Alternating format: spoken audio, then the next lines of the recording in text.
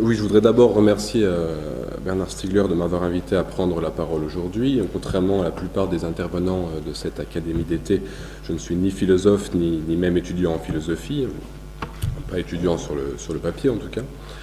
Contrairement à eux, donc, je n'ai pas eu pour être parmi vous à prendre le train ou l'avion. J'ai simplement traversé la forêt. Je viens de Sérilly, où habitent depuis 30 ans mes parents et depuis 50 ans mes grands-parents. Et c'est donc pour moi un grand honneur et un grand plaisir de parler aujourd'hui devant vous ici à Épineuil, aux Lisières, donc, de mon territoire d'enfance. Grand plaisir aussi parce que je vais parler d'un grand écrivain, James Joyce, dont je vous apprends peut-être qu'il passe à la dernière année de sa vie, donc la sombre année 1940 en Allier, dans le village de Saint-Géran-de-Puy, non loin de la Palisse, de Vichy. Le grand-père de mon grand-père avait construit sa maison à Saint-Géran-le-Puy, et vous me permettrez, j'espère, de lui dédier cet exposé et le projet qu'il expose, en tant qu'il est aussi le mien et donc encore le sien. Toute géographie de l'esprit, puisque tel sera pour partie mon objet, passe sinon par les romans familiaux, au moins par les mythes personnels. Cet exposé fait suite à une intervention en avril dernier au colloque poétique du numérique 2, organisé par Franck Cormeret à Nantes. De cette intervention, je reprends aujourd'hui 3 paragraphes introductifs. Je dois m'en excuser auprès de ceux qui m'ont fait l'honneur de lire mon texte. J'y présentais aussi synthétiquement que possible ce qui m'apparaît comme la conjonction entre les bases poétiques de la psychogéographie joycienne et les motifs politiques de l'école de philosophie d'Épineuil. J'argumenterai ensuite un peu plus avant cette conjonction. Joyce est donc l'écrivain de Dublin. Son œuvre, plus que toute autre dans la littérature universelle, est ancrée dans un unique territoire, avec son histoire et sa géographie, sa sociologie et ses légendes. Ulysses et Finnegan's Wake sont des équivalents de Dublin.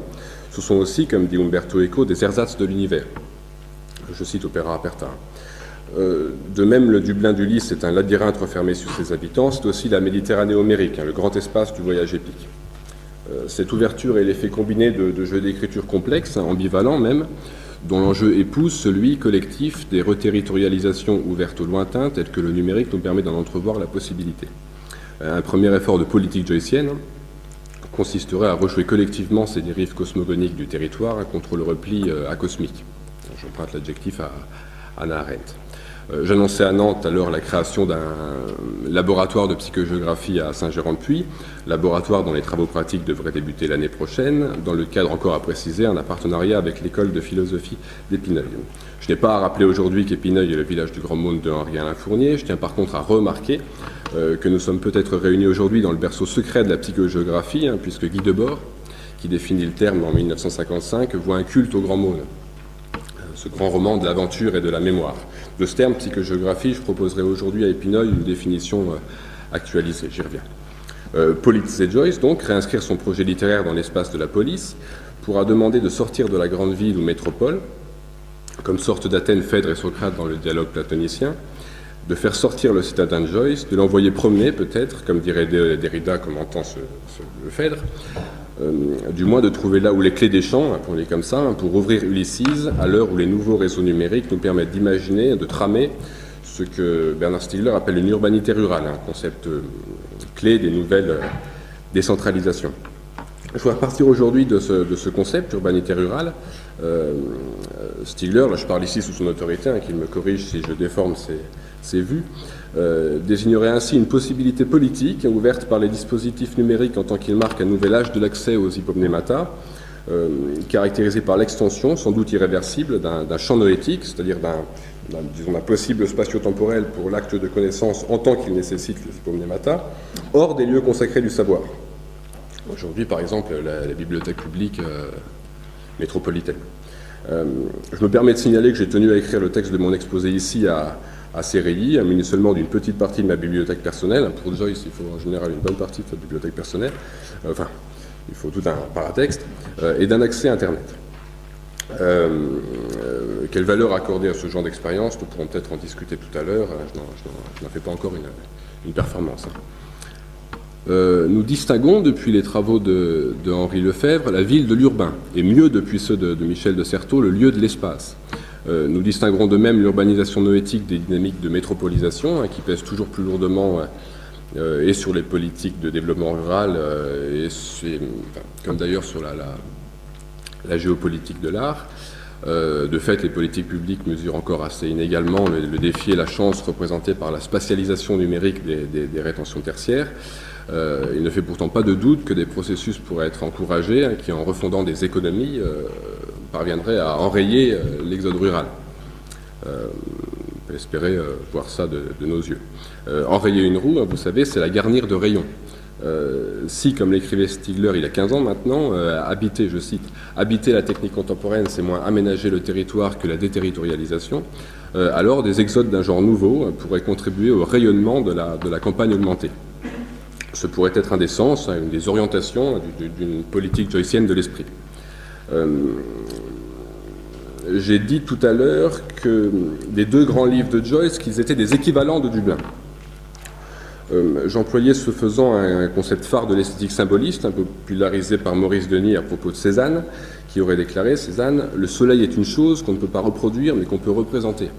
Je pose donc, à l'heure de la reproductibilité numérique des territoires, que Ulysses est à Dublin ce qu'une Sainte Victoire de Cézanne est au paysage aixois. Non pas une reproduction ou une simulation, mais un équivalent. Il faut, pour gagner ici en lucidité poétique, convoquer l'idée mallarméenne. Équivalent d'une ville, le livre joycien est également idée de la ville, c'est-à-dire aussi reconfiguration verbale de l'urbain comme qualité générique. Or, je cite Henri Lefebvre, l'urbain se distingue de la ville précisément parce qu'il apparaît et se manifeste au cours de l'éclatement de la ville. Pour Lefebvre, toujours l'urbain, je cite, comme forme a un nom, la simultanéité. Synchronie, dans le vocabulaire utilisé cette année dans le cours et dans le séminaire. À cette apparition de l'urbain dans l'éclatement de la ville correspondrait donc la nouveauté du coup de dé. Je cite les expressions mêmes de Mallarmé. Cette nouveauté, c'est espacement de la lecture et vision simultanée de la page. Comme l'a bien montré Jean-François Chevrier, le simultanéisme d'Ulysse, je rappelle pour ceux qui l'auraient oublié que Ulysses se passe sur une seule journée. Tout Ulysses est une organisation de trajets simultanés. Enfin, tout Ulysses non, mais au moins la première partie. Ce simultanéisme joycien est, je cite Chevrier, une transposition dans l'espace du récit épique à travers la modulation des motifs, c'est-à-dire les détails, les 1000 détails naturalistes de Joyce repris en leitmotiv comme ça. Une transposition dans l'espace du récit épique du modèle mallarméen de la page constellation. Cette transposition procédant, je cite, de l'interprétation moderne par les romantiques anglais, j'en parlais avec une d'entre vous, du totum simul divin, comme conservation intégrale du passé. Ça, c'est la fameuse croyance des romantiques anglais. On se demandait s'il y avait l'équivalent chez les romantiques allemands en une mémoire totale. Si l'urbanisation est synchronisation, ou tendance à la synchronisation, il me paraît impossible de penser ensemble aujourd'hui, sans passer par Joyce, et sans doute par Simondon, je vais y venir, le nouveau réseau urbain numérique et le réseau poétique idéal total, soit le livre mallarméen comme, je cite Mallarmé, pur ensemble groupé en quelques circonstances fulgurantes des relations entre tout.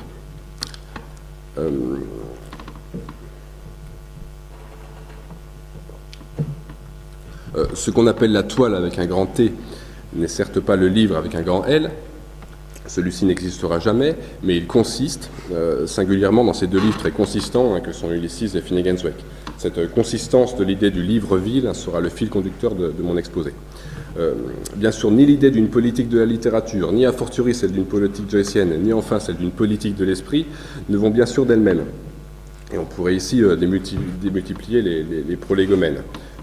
3 points seulement, 2, je vais peut-être en sauter un, avant d'aborder Ulysses. Le premier, quant à la politique de la littérature. Je voudrais ici encore rappeler la position mallarméenne, moins exemplaire que fondamentale.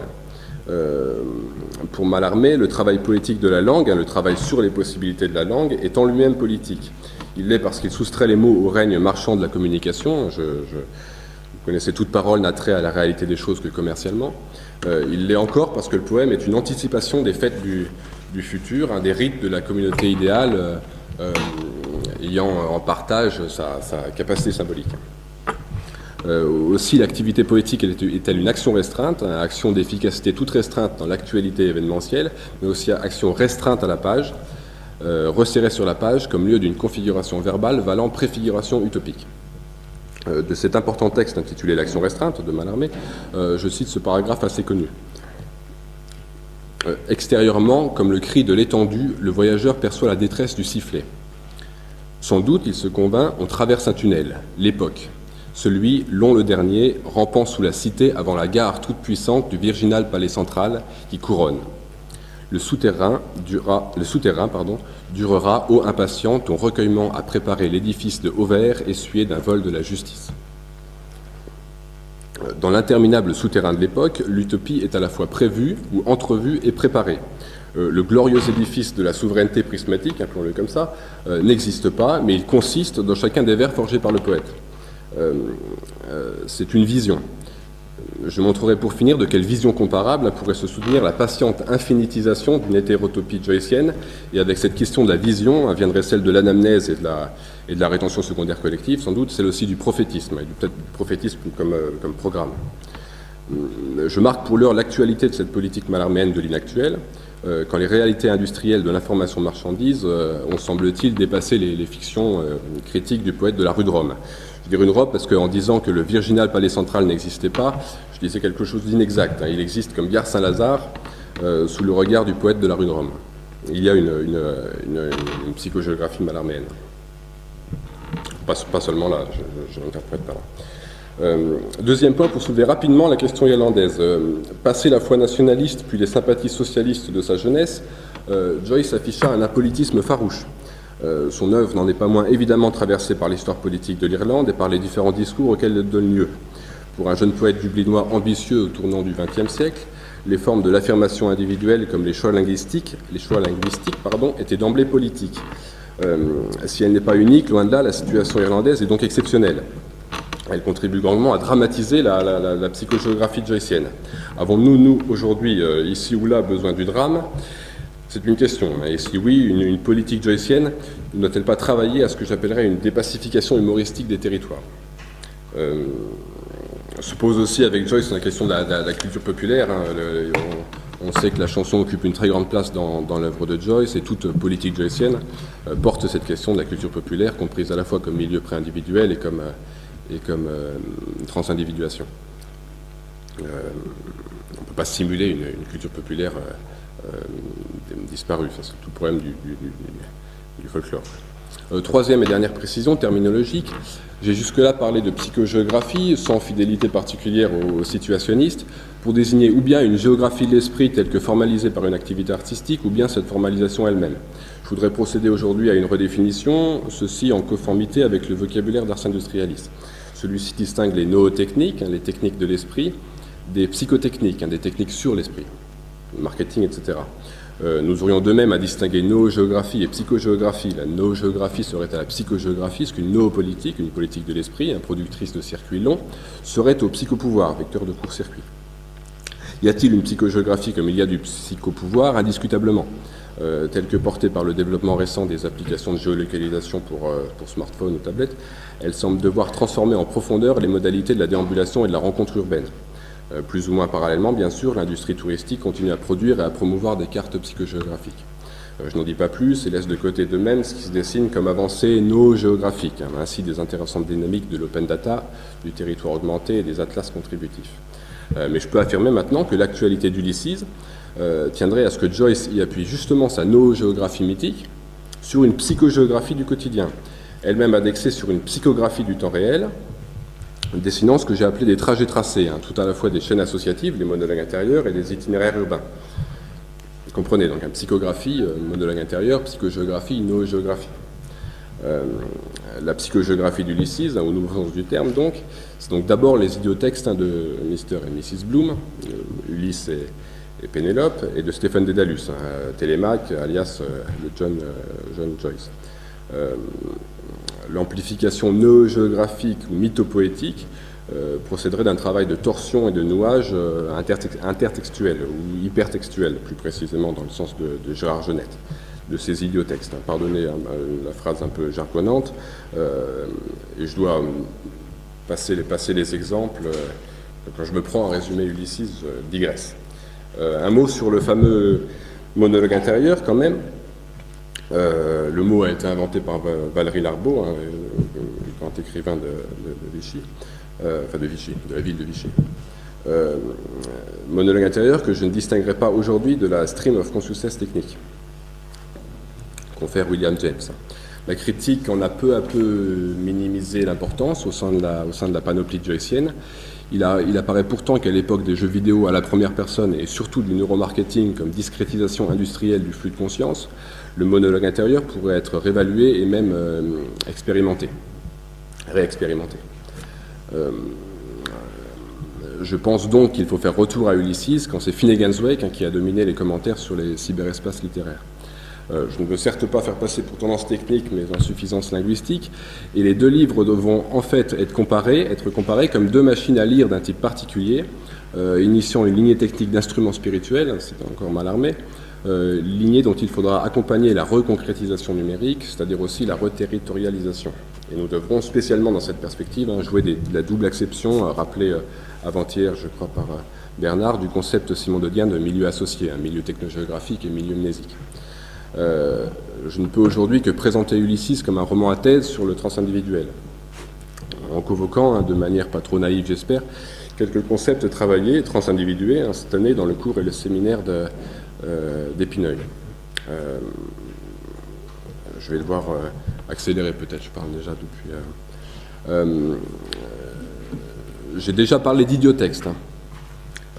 Par idiotexte, il faut entendre la manière qu'un individu de penser, de parler, mais aussi de se comporter, de s'orienter, d'avoir prise sur un territoire vital. Il va de soi, par exemple, que les géographies des pubs informent largement les idiotextes dublinois. Tout idiotexte charrie des stéréotypes, et ce qu'il faut bien appeler l'associationnisme joycien, ressorti pour une part d'une écriture du stéréotype. Les monologues intérieurs de Bloom sont des montages de clichés. Il n'y a rien de péjoratif dans ma phrase. C'est techniquement des montages de clichés. La psychogéographie d'Ulysses tient à cette stéréotypographie. Il faudrait, par exemple, on pourrait prendre comme exemple l'orientalisme un peu d'opérette de Bloom, qui, sur un plan noogéographique, correspond au désir de retour d'Ulysse chez lui à Ithaque. Bloom étant juif, il y a un trope comme ça, orientaliste, avec toute une théorie du climat. Je marquerai tout à l'heure, j'ai parlé de stéréotypographie, je marquerai tout à l'heure ce fait essentiel à mes yeux, que la force de frappe noétique, on peut dire, sinon géographique du roman, tient, elle, à une réussite stéréotypographique, à la construction dans le livre imprimé comme volume d'un grand corps pneumatique. Le corps pneumatique qui serait le polylogique, le polyphonique même. Je l'indiquerai, ce corps. Je conclurai sur ce grand corps, dont l'individuation est en fait Ulysses même en tant que le roman est lu. Il faut d'abord repartir rapidement de l'argument du roman, soit la rencontre plusieurs fois retardée ce 16 juin 1904 de Bloom et de Bloom Ulysse et de Stephen Dedalus Télémaque.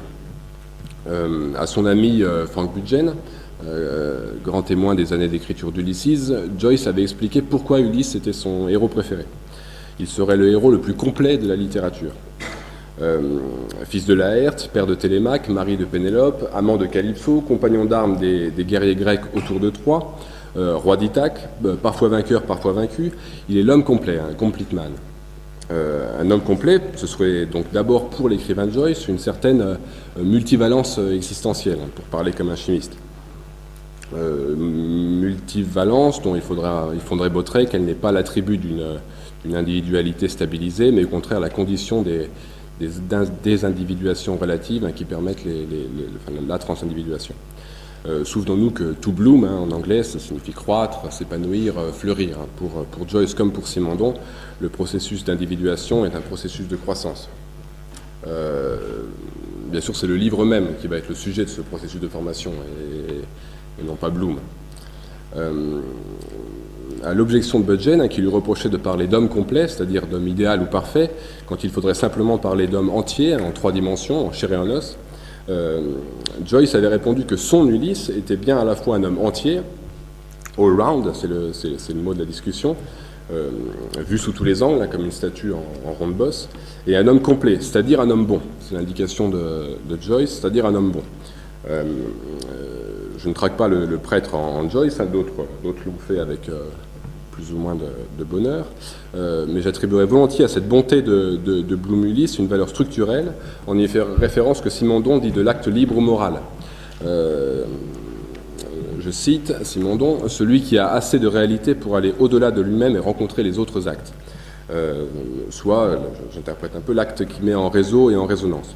En termes winnicottiens, je dirais que Bloom est le good enough caractère, hein, le personnage suffisamment bon, suffisamment soigneux et attentif, non pas pour domestiquer le farouche Dédalus, notre Télémaque, mais pour tramer l'idiotexte riche et souple, où va venir petit à petit se greffer tout le réseau mythopoétique du livre.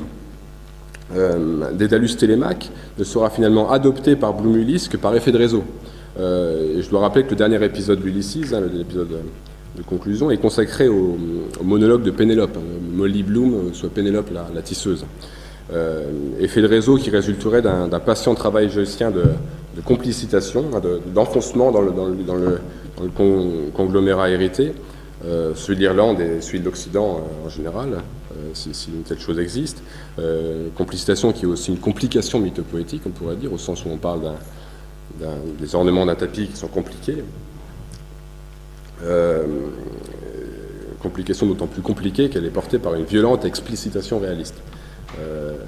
Je crois, ça c'est pour inciter à la lecture, que Ulysse est un livre compliqué mais pas difficile.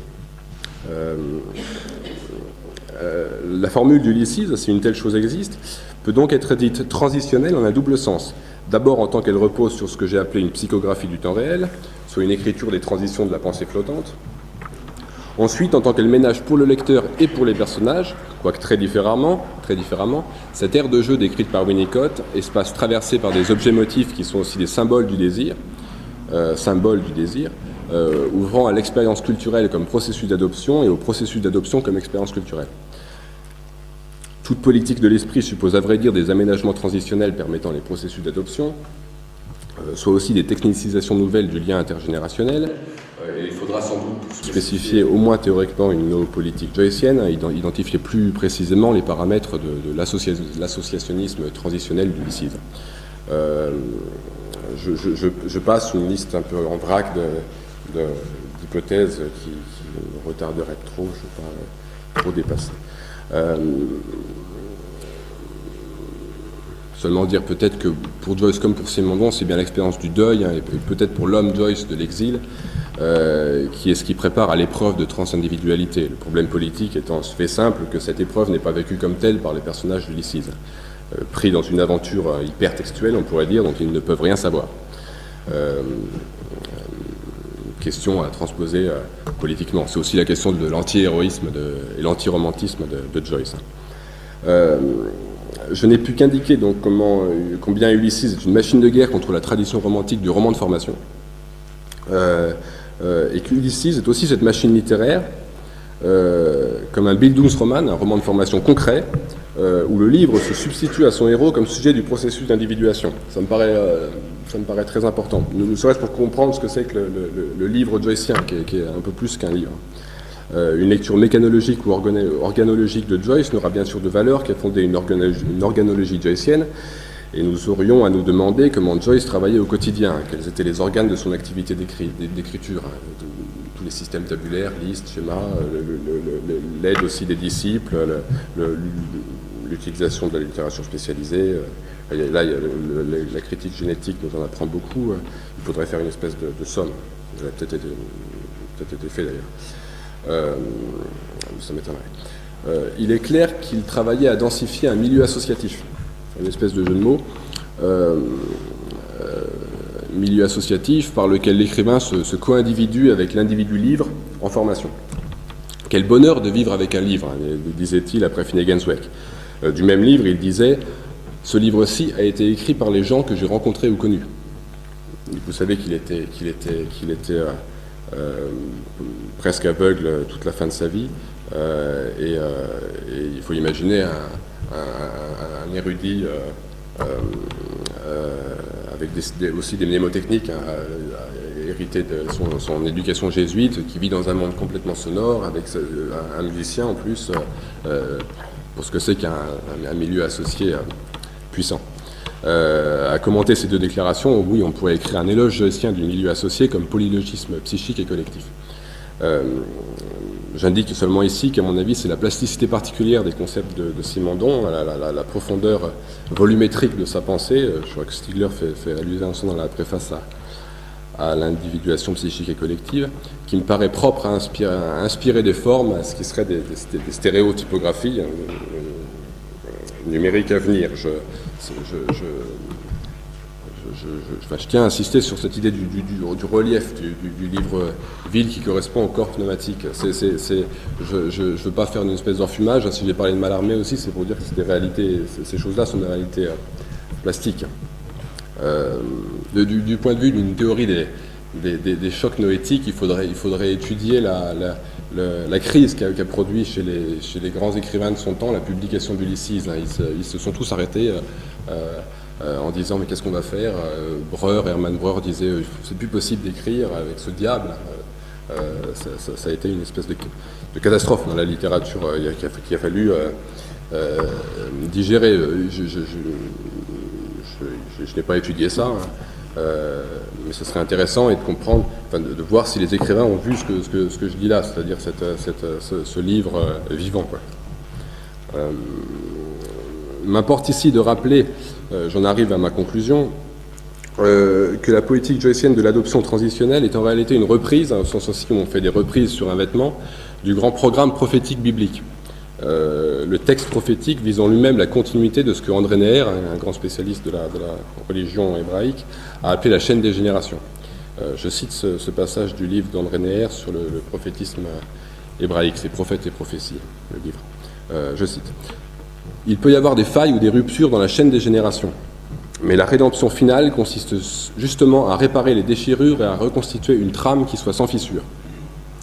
C'est ce qu'exprime en toutes lettres le chapitre de la vision finale du prophète Malachi, je sais pas comment on dit, Malachi, dernier prophète canonique de la Bible. Malachi parle de Élie, le prophète Élie, qui est très présent dans Ulysses. Il ramènera le cœur des pères à leurs enfants et le cœur des enfants à leurs pères. Nous sommes très certainement à l'heure où les questions de la reprise du programme prophétique et du programme prophétique comme reprise, c'est-à-dire réparation réticulaire du lien intergénérationnel, doivent rencontrer celle du programme technique comme spatio-temporalité prothétique. C'est bien sûr vers le roi Gourand, auteur de La mémoire et les rythmes, qu'il faudrait ici se tourner. D'Ulysses, roman d'un jour, à Finnegan's Wake, livre de la nuit, le corpus joycien suit déjà un rythme cosmique. Et de façon générale, on peut dire que Joyce a cherché la contraction, la condensation de l'histoire avec un gros H et des histoires dans les rythmes élémentaires, à la fois les cycles du quotidien, mais aussi la musique des mots. L'encyclopédisme parodique d'Ulysses, comme plus subtilement l'ordonnancement symphonique des épisodes, sont tout entiers hantés sur cette proto-calendarité cosmo-physiologique.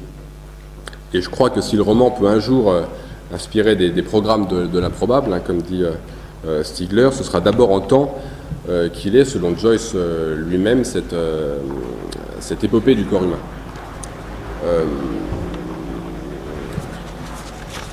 J'ai 2 pages seulement encore. La physique de l'écriture joycienne est bien fondée sur une cosmophysiologie visionnaire. Et je citerai pour le montrer la célèbre conférence sur William Blake et Daniel Defoe, auteur de Robinson Crusoe, prononcée par Joyce à Trieste en mars 1912, avant de commencer Ulysses.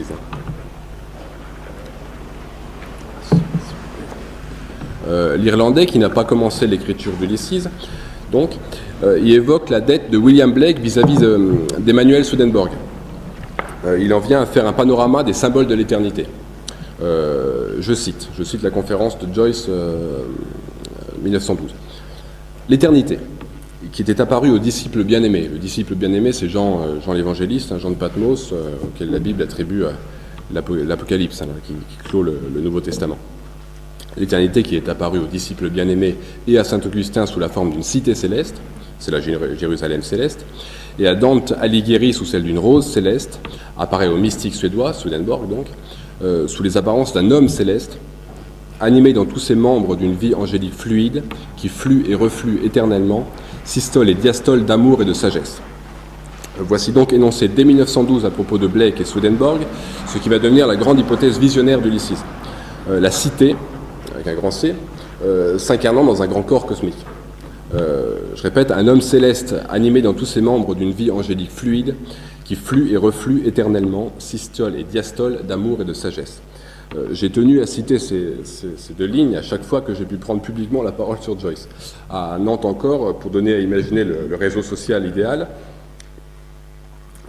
aujourd'hui, un peu plus précisément, pour indiquer une virtualité utopique du programme urbain comme surhumanisation du temps et de l'espace. Je joue là sur une expression de Leroy-Gourhan.